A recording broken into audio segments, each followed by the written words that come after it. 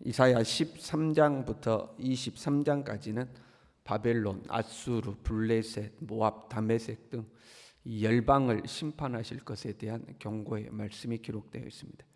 모두 다 하나님의 백성을 괴롭히던 나라들이죠.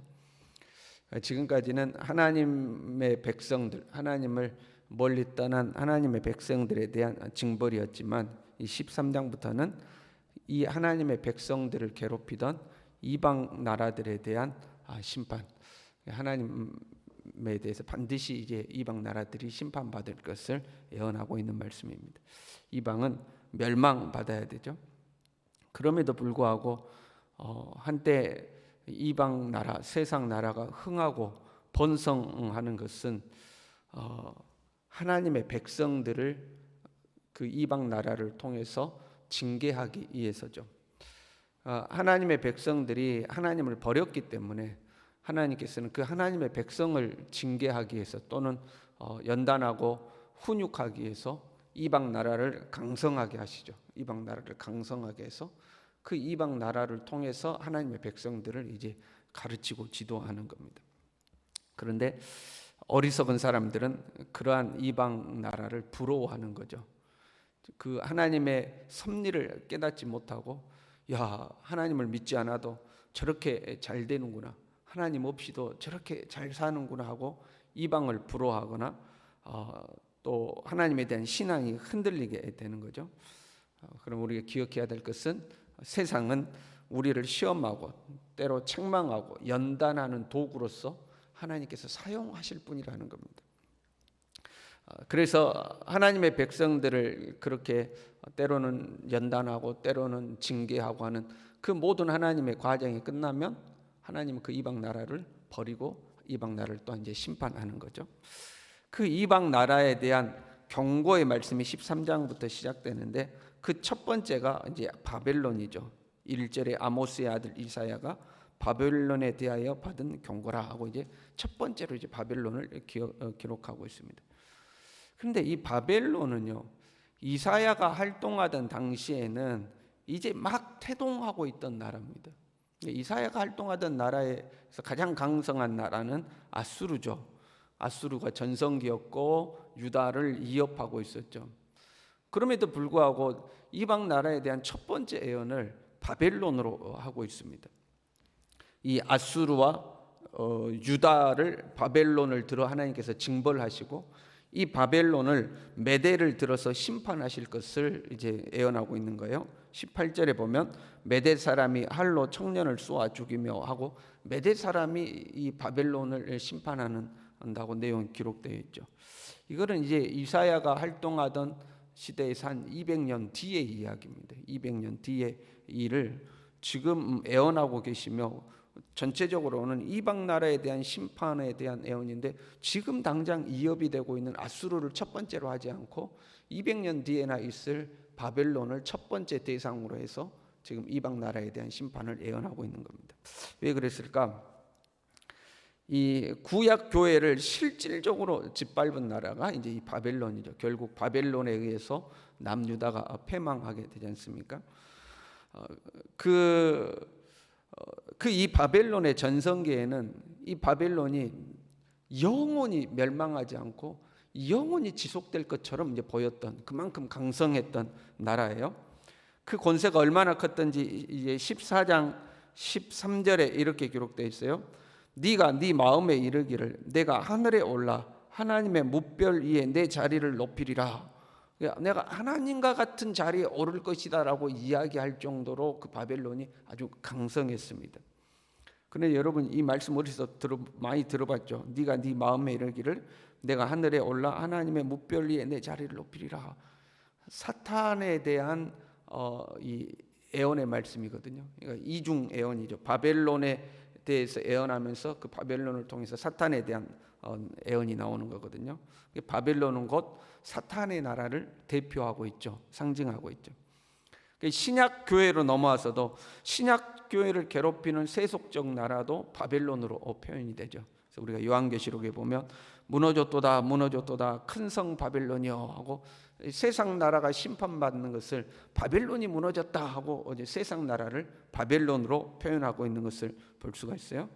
바벨론이란 세속 국가의 상징이고 이 세상 임금인 사탄의 왕국의 상징이 이제 바벨론인 거죠.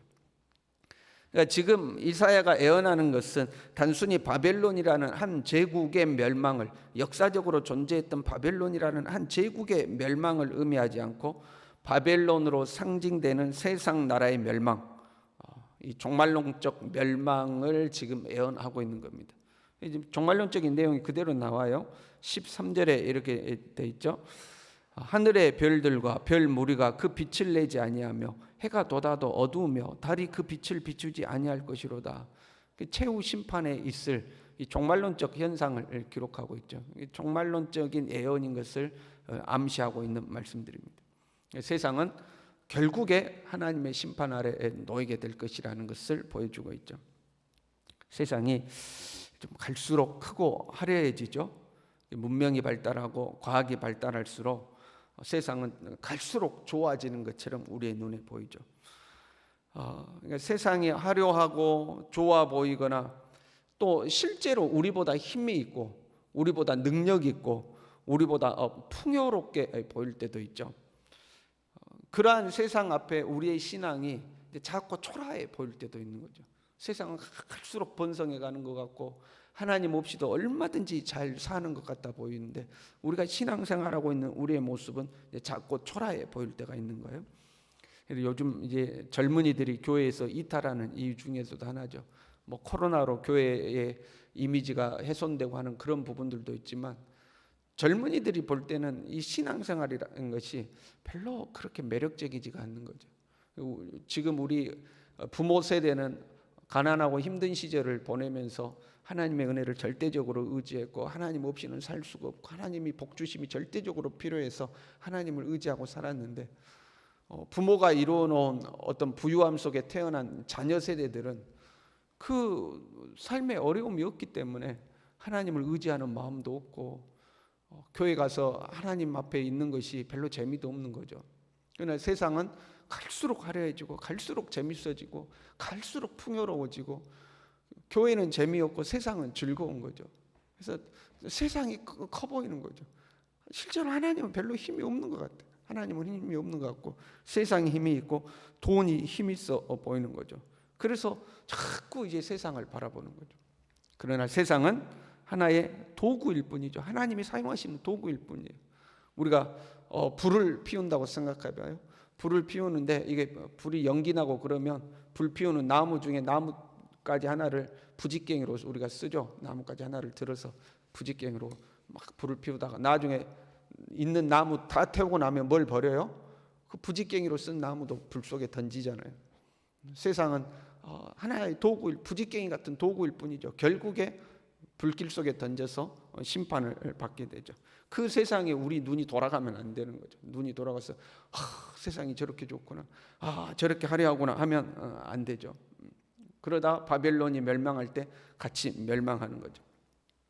우리가 세상의 마음을 빼앗기지 않아야 된다는 것은 그렇다고 우리가 세상 속에서 초라하게 살아야 된다, 그건 아니에요. 우리는 세상을 정복하고 다스리며 살 수 있어야 돼요. 세상 가운데 하나님이 주신 복을 누리며 살 수 있어야 되죠. 지금 바벨론이 흥한 것은, 세상 나라가 흥한 것은 하나님의 백성들이 하나님을 떠났기 때문에 그러는 거죠. 하나님의 백성이 하나님을 떠나고 하나님 앞에 범죄하면 하나님이 세상을 들어서 하나님의 백성을 징계하는 도구로 사용하셔요. 그러나 하나님의 백성이 하나님 앞에 바로 서고 하나님 앞에 믿음으로 살아가면 하나님은 세상을 들어서 하나님의 백성들을 축복하시죠. 세상은 하나님의 백성을 축복하는 도구가 되기도 하는 거죠.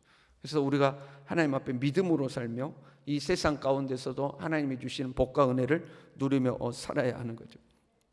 아무리 세상이 크고 강하다 할지라도 여호와의 날이 임하면요, 너희는 애곡할지어다. 여호와의 날이 가까웠으니 전능자에게서 멸망이 임할 것이미로다. 여호와의 날이 임하면 결국은 멸망하게 되어 있습니다. 역사적으로 바벨론이라는 제국이 멸망한 것이 영적으로 세상을 상징하고 있는 바벨론, 세속의 이 바벨론 나라가 멸망할 것이라는 증거죠. 그걸 역사적으로 그렇게 해놓으신 거예요. 역사적으로 바벨론은 결국 멸망하죠. 이 세상 나라도, 바벨론으로 상징되는 이 세상 나라도 결국 멸망할 것이죠. 그래서 바울 사도는 우리에게 이렇게 이야기했어요. 골로새서 3장 1절부터 2절에 보면 이의 것을 찾으라. 이의 것을 생각하고 땅의 것을 생각하지 말아라. 이 땅에 마음 빼앗기지 말아라. 이 땅을 부러워하지 말아라. 이 땅이 잘 되는 것 같아도 결국 하루아침에 멸망되어 없어질 것이다. 우리는 하늘에 소망을 두고 사는 사람들이다 하는 거죠. 땅의 것에 매여 종노릇하지 아니하고 오직 하나 나라를 바라보고 주를 위해서 오늘 하루도 살아가는 우리 모두의 삶이 될 수 있기를 바랍니다. 기도하겠습니다.